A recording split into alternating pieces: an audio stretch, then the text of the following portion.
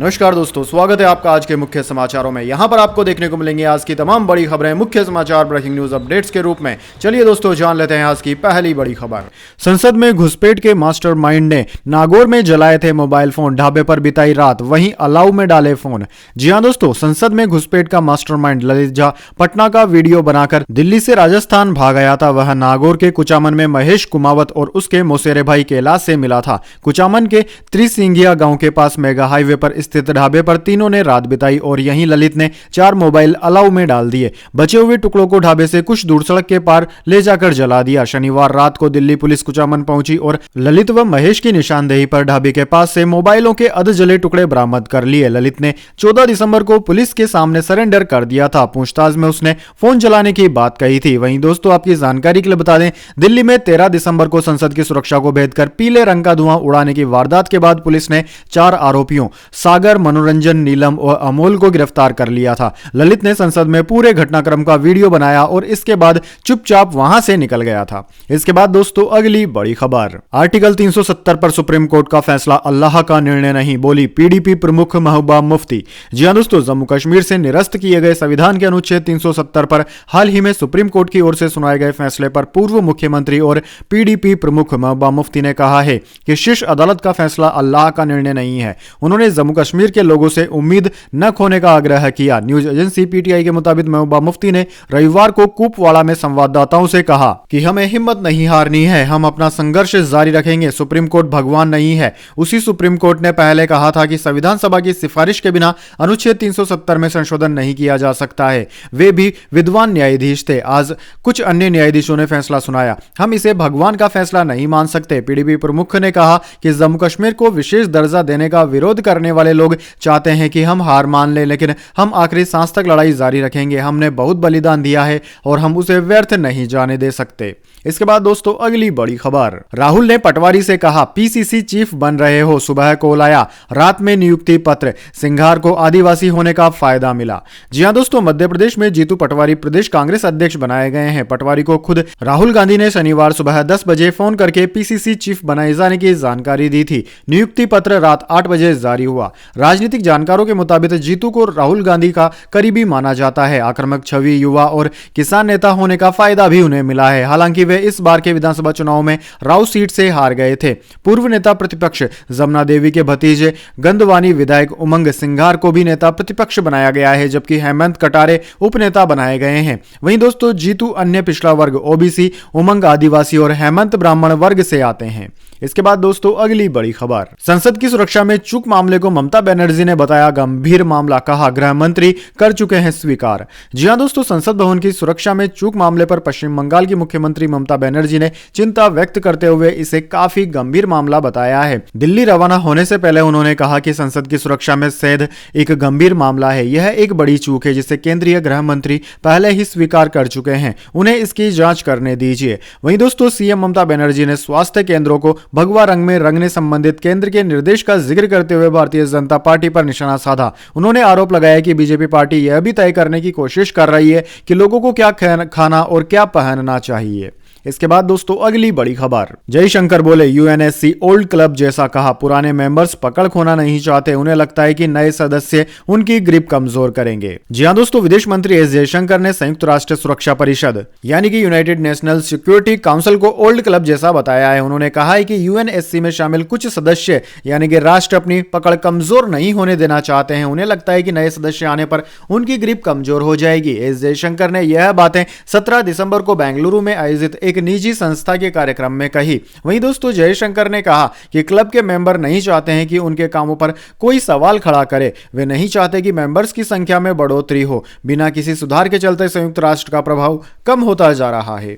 इसके बाद दोस्तों, अगली बड़ी खबर। भारत ने साउथ अफ्रीका को 8 विकेट से हराया। पहले वनडे मुकाबले में श्रेयस अय्यर और सुदर्शन की 50, अर्शदीप आवेश ने मिलकर लिए 9 विकेट। जी हां दोस्तों, भारत ने साउथ अफ्रीका को पहले वनडे में 8 विकेट से हरा दिया है। जोहान्सबर्ग में अर्शदीप और आवेश खान ने मिलकर 9 विकेट झटके। वहीं डेब्यूटेंट साई सुदर्शन ने 50 लगाकर टीम को जीत के पार पहुंचाया। भारत से श्रेयस अय्यर ने भी 52 रन बनाए। वहीं दोस्तों न्यू वांडर्स स्टेडियम में साउथ अफ्रीका ने टॉस जीतकर पहले बैटिंग चुनी थी। टीम 27.3 ओवर में 116 रन बनाकर ही ऑल आउट हो गई। अर्शदीप को 5 और आवेश खान को 4 विकेट मिले। 117 रन का टारगेट भारत ने 16.4 ओवर में ही हासिल कर लिया। सुदर्शन ने सबसे ज्यादा 55 रन बनाए। अर्शदीप को प्लेयर ऑफ द मैच का अवार्ड मिला। पहले वनडे में जीत के साथ भारत ने 3 मैचों की सीरीज में 1-0 की बढ़त बना ली है। अब दोस्तों दूसरा वनडे मुकाबला 19 दिसंबर को कैबेरा के सेंट जॉर्ज पार्क स्टेडियम में खेला जाएगा। यह मुकाबला भारतीय समय के अनुसार शाम 4:30 बजे से शुरू होगा। इसके बाद दोस्तों अगली बड़ी खबर, पंजाब की जेलों में बिक रहा ड्रग्स, नवजोत सिंह सिद्धू का दावा, झूठा साबित हुआ तो राजनीति छोड़ दूंगा। जी हां दोस्तों, पंजाब कांग्रेस के पूर्व प्रमुख नवजोत सिद्धू ने शनिवार को आरोप लगाया कि राज्य की जेलों के अंदर ड्रग्स बेची जा रही है। उन्होंने कहा कि अगर उनके दावे गलत साबित हुए तो वह राजनीति छोड़ देंगे। सिद्धू ने आलोचना करते हुए कहा कि सीएम भगवंत मान जेल मंत्री भी हैं। उन्होंने क्या किया? जेलों के अंदर नशीली गोलियां बेची जा रही है। अगर मैं झूठा साबित हुआ तो राजनीति छोड़ दूंगा। राज्य की कानून व्यवस्था, ड्रग माफिया और जेल सब पर सवाल है। इधर दोस्तों हाईकोर्ट ने भी इस संबंध में 1 सप्ताह के भीतर 3 नीति बनाने को कहा है। 1988 के एक रोड रेज मामले में सुप्रीम कोर्ट द्वारा नवजोत सिंह सिद्धू को 1 साल के कठोर कारावास की सजा सुनाई जाने के बाद उन्होंने 10 महीने जेल में बिताए थे। इस घटना में पटियाला के निवासी गुरनाम सिंह की मौत हो गई थी। इसके बाद दोस्तों अगली बड़ी खबर, डोनाल्ड ट्रंप बोले अमेरिका में जहर घोल रहे हैं अवैध अप्रवासी। कहा बाइडेन अब तक सबसे भ्रष्ट राष्ट्रपति, देश को नर्क में ले जा रहे हैं।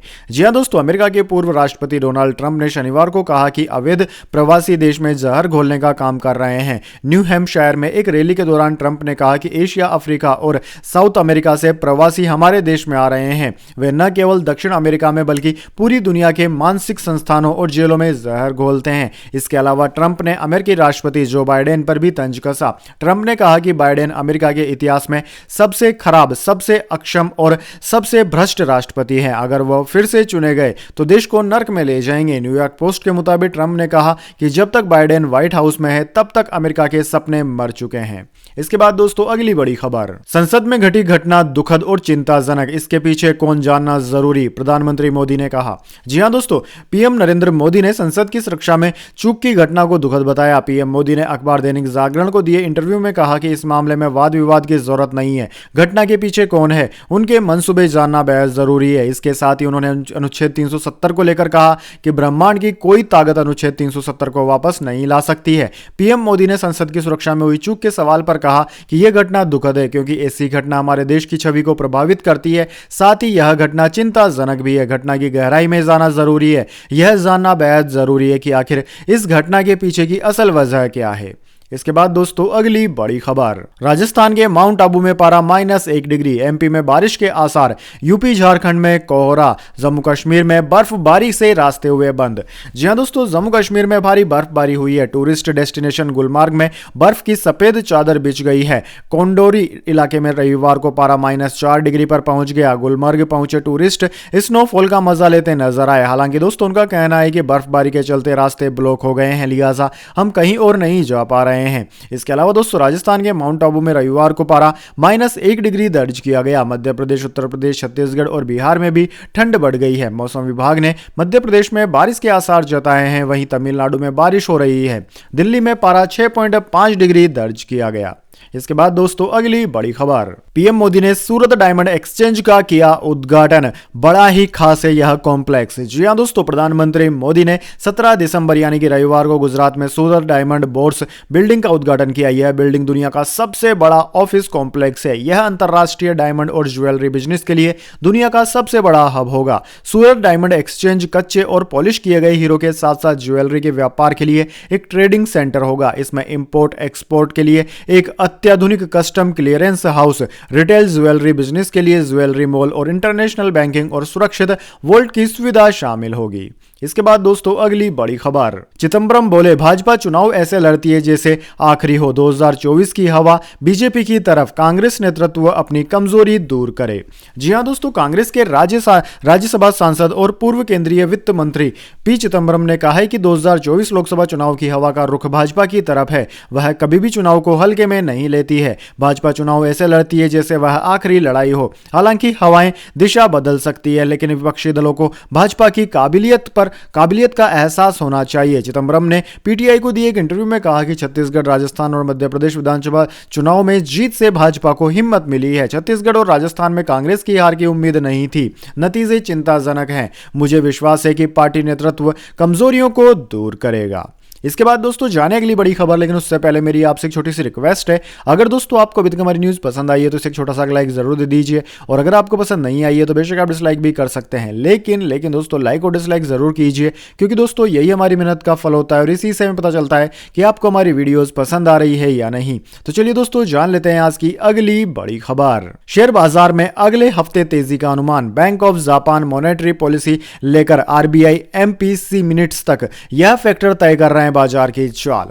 जी हां दोस्तों, शेयर बाजार में अगले हफ्ते तेजी देखने को मिल सकती है। Bank of Japan monetary policy RBI MPC minutes, global economic data, FII flow, crude oil price और अपकमिंग आईपीओ पर बाजार की नजर रहेगी। दोस्तों आपकी जानकारी के लिए बता दें, पिछले हफ्ते अमेरिकी फेडरल रिजर्व के पॉलिसी रेट्स पर रुख की वजह से बाजार में तेजी देखने को मिली थी। अब बाजार की नजर 19 दिसंबर को बैंक ऑफ जापान के पॉलिसी डिसीजन पर रहेगी। मार्केट एक्सपर्ट्स का कहना है कि यह विशेष रूप से इसलिए महत्वपूर्ण है क्योंकि जापानी येन मजबूत हो रहा है। इसके बाद दोस्तों अगली बड़ी खबर। इंडिया में पीएम पद का चेहरा कौन? शिवपाल यादव ने दिया जवाब। जी हां दोस्तों, इंडिया गठबंधन में प्रधानमंत्री पद का चेहरा कौन रहेगा, इस सवाल पर शिवपाल यादव ने कहा है कि गठबंधन के पास प्रधानमंत्री पद के लिए बहुत चेहरे हैं, समय आने पर तय कर लिया जाएगा। कहा कि समाजवादी पार्टी को मजबूत करना है और आने वाले चुनाव में उत्तर प्रदेश में भारतीय जनता पार्टी को हराकर बाहर करना है। दोस्तों समाजवादी पार्टी के राष्ट्रीय महासचिव शिवपाल यादव रविवार को उत्तर प्रदेश के मुजफ्फरनगर पहुंचे थे। कार्यकर्ताओं से मुलाकात के बाद उन्होंने गठबंधन में बसपा को साथ रखने के सवाल पर रिएक्शन दिया। कहा कि हम लोग बहुत बार कह चुके हैं कि बसपा पार्टी के नेताओं को पहले बीजेपी से दूरियां बनानी होंगी।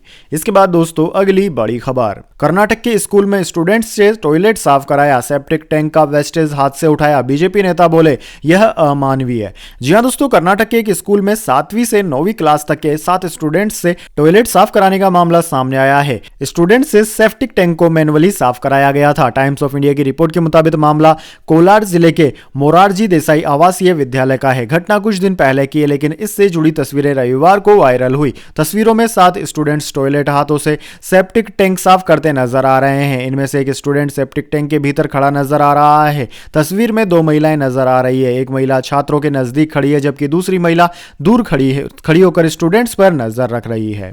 इसके बाद दोस्तों अगली बड़ी खबर। भारत ने रचा इतिहास, आकाश मिसाइल ने एक साथ 4 टारगेट्स हिट किए। जी हां दोस्तों, अपनी स्वदेशी हथियार प्रणाली को निर्यात करने की इच्छा रखते हुए भारत ने सतह से हवा में मार करने वाली अपनी आकाश हथियार प्रणाली अस्त्र शक्ति 2023 की मारक क्षमता का जोरदार प्रदर्शन किया। जहां हाल ही के अभ्यास के दौरान एक ही फायरिंग यूनिट ने एक साथ 4 मानव रहित लक्ष्यों पर हमला किया और उन्हें नष्ट कर दिया। रक्षा अधिकारियों ने एएनआई को बताया कि वायुसेना अभ्यास अस्त्र शक्ति 2023 के दौरान इस प्रदर्शन के साथ भारत एक ही फायरिंग यूनिट का उपयोग करके कमांड मार्गदर्शन द्वारा इतनी दूरी तक एक साथ 4 लक्ष्यों को भेदने की क्षमता प्रदर्शित करने वाला पहला देश बन गया है।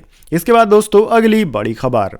एनिमल ने अब तक वर्ल्ड वाइड 800 करोड़ रुपए कमाए। तीसरे शनिवार 19.76 करोड़ की कमाई। भारत में कलेक्शन 498 करोड़ रुपए हुआ। जी हां दोस्तों, रणवीर कपूर की फिल्म एनिमल ने world wide collection box office collection को 800 करोड़ के पार पहुंचा दिया है। फिल्म ने रिलीज के 16वें दिन यानी कि तीसरे शनिवार 16 दिसंबर को ग्लोबली 19.76 करोड़ रुपए की कमाई की। वहीं दोस्तों अब फिल्म का डोमेस्टिक कलेक्शन 498 करोड़ हो चुका है। शनिवार को फिल्म ने हिंदी वर्जन की ऑक्यूपेसी 22.14% थी।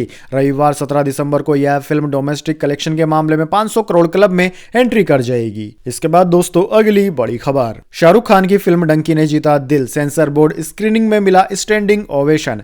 जी हां दोस्तों, राजकुमार हिरानी की फिल्म डंकी का ग्रैंड रिलीज के लिए 4 दिनों का काउंटडाउन शुरू हो गया। फिल्म को लेकर एडवांस बुकिंग भी शुरू हो चुकी है। इसी बीच शाहरुख खान की फिल्म डंकी से जुड़ा नया अपडेट सामने आया है और कहा जा रहा है कि डंकी ने दुबई यूएई के वीओसी सिनेमा में सेंसर बोर्ड स्क्रीनिंग में स्टैंडिंग ओवेशन भी प्राप्त किया। दोस्तों SRK की फिल्म डंकी का निर्देशन राजकुमार हिरानी ने किया है। दोनों की साथ में यह पहली फिल्म है। हालांकि इससे पहले राजकुमार हिरानी ने शाहरुख खान को अपनी कई फिल्में अप्रोच की थी, लेकिन बात नहीं बन पाई। शाहरुख खान की डंकी में विक्की कौशल और तापसी पन्नू भी अहम भूमिका में नजर आएंगे। तो दोस्तों यह थी आज की तमाम बड़ी खबरें। इसके बाद दोस्तों बारी आती है आज के माइंड क्विज क्वेश्चन की। जी हां दोस्तों, एक आसान से सवाल का जवाब देकर आप जीत सकते हैं एक अमेजिंग सरप्राइज गिफ्ट हमारे यूट्यूब चैनल की ओर से। तो दोस्तों आज का सवाल आपकी स्क्रीन पर आ चुका है। भारत के सिनेमाघरों में सबसे ज्यादा समय तक देखी गई फिल्म कौन सी है? जी हां दोस्तों, अगर आप जानते हैं कि भारत के सिनेमाघरों में सबसे ज्यादा समय तक कौन सी फिल्म लगी रही, तो उस फिल्म का नाम कमेंट बॉक्स में लिख दीजिएगा। दोस्तों आपका जवाब होता है एकदम सही और आप चुन जाते हैं लकी विजेता के रूप में, तो आपको मिल सकता है एक सरप्राइज गिफ्ट हमारे यूट्यूब चैनल की ओर से। तो दोस्तों जल्दी से अपना उत्तर कमेंट बॉक्स में लिख दीजिए, वीडियो को लाइक कर लीजिए और चैनल को सब्सक्राइब करके बेल आइकन भी दबा लीजिए। धन्यवाद। वंदे मातरम। जय हिंद, जय भारत।